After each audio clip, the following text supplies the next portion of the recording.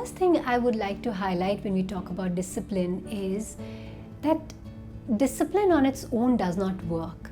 And I believe the most important aspect of parenting is a connect with the child. If your connect, your bond, or your relationship with your child is strong, many times issues of discipline do not come up. So first step I believe in discipline is, it could be for a toddler, it could be for a preteen, it could be a teenager, is for parents to check on what is my relationship with my child. Is, like I talk about emotional bank account, what is your emotional bank account with your child? Are you making enough deposits? Deposits could be spending time with them, playing with them, listening to them, having fun with them. Or there are too many withdrawals, that I'm being very critical, I'm criticizing them, comparing them, shouting at them, nagging them. Because discipline is not going to work if you don't have a strong connect with your child. If in the emotional bank accounts, the deposits are less and withdrawals are more, then you start disciplining, the child is going to rebel immediately. Because it's like, if I'm being critical, I immediately hook on to the rebellious child, rebelliousness in the child. So it's very important for me to be very much aware of what is my relationship like. So before I talk about discipline, I always like to highlight that thing. The next step I would like to talk about is that when you talk about discipline, is having a clarity of rules. The clarity of rules, that what is okay and what is not okay. In our house, what is fine and what is not something that we will accept at all. What is negotiable, what is non-negotiable. So the clear rules in the house could be that we will not abuse, we will not hit. That will be very clear rules. Or maybe that at this time of the night, all screens are switched off or Wi-Fi is switched off. So depending on the age of the child, there could be clear rules which are used for everybody in the family. So that's the second very important point.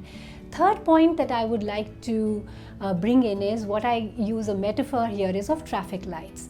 Discipline, we need to see discipline as traffic lights. Green is when the child is doing something you're perfectly okay with, depending on the age of the child, and you say it's all right.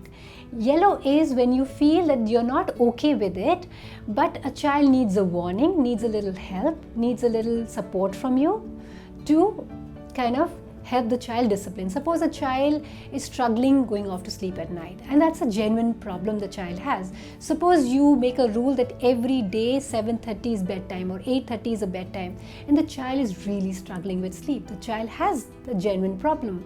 For you to really hold on to that rule will not make a difference. You understand the child has a problem going to sleep. So he might or she might need your support at that time. You might need to use some strategies to help the child go to sleep. So that's a yellow light.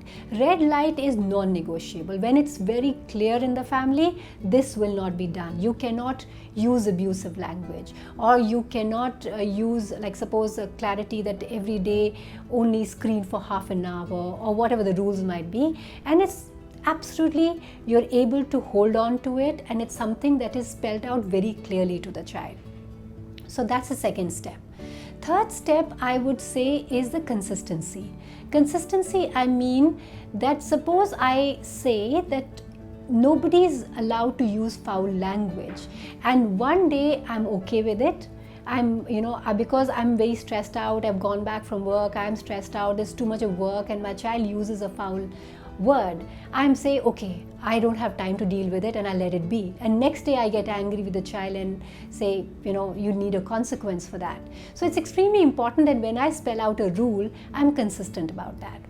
The fourth thing is that parents need to be united about whatever the rules might be. Or in fact, not only parents, all family members. So many times, the children are part of a joint family. There might be grandparents, uncles, aunts. It's extremely important that everybody agrees on it. Next thing that I would say, the empathy with the child. Now, many children are designed to break rules. For them, it doesn't come very easily.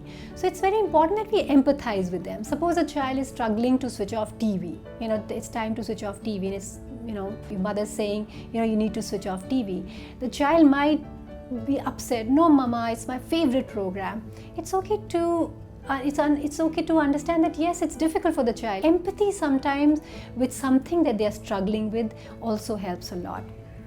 Next point is that our conviction. If I'm convinced about a particular rule, only then I can carry it.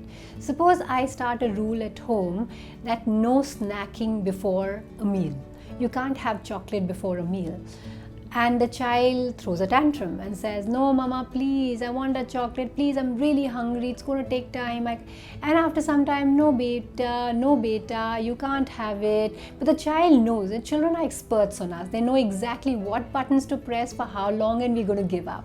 So it's very important that we are convinced ourselves. If I say no, then there needs to be a firmness about no. It's like, imagine you're going on a street and your child is running on the street, and there are cars there. You say no so firmly, child understands, I can't run on the road, right? So that's the conviction you need to have. So I believe whenever you have a rule, you need to be very convinced about it. I don't think you should have too many rules. I think you should have minimum of 2-3 rules or basic boundaries that are extremely important to understand, and stick to them and be very convinced about it.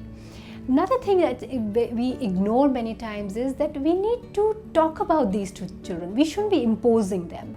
So I do believe an open discussion with children is very important. When they have a sense of ownership, when they understand that this is being done as a family, not being imposed on them, this is something that they own equally, then they might want to do it more.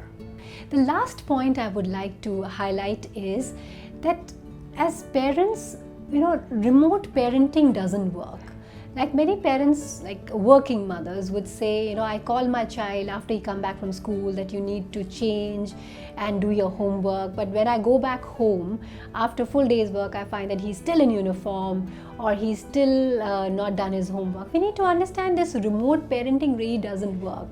It's very important for us to be hands-on. So the mother goes and touches the child and says, even 15 minutes before the TV is to be switched off, that you have 15 minutes left. After 15 minutes, we are going to switch off the TV.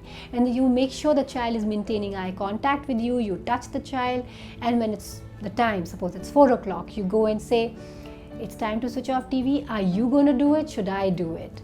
And when the child is ready to switch it off, you say, well done. You recognize. You give a lot of recognition. And every choice the child is making, you are able to recognize that.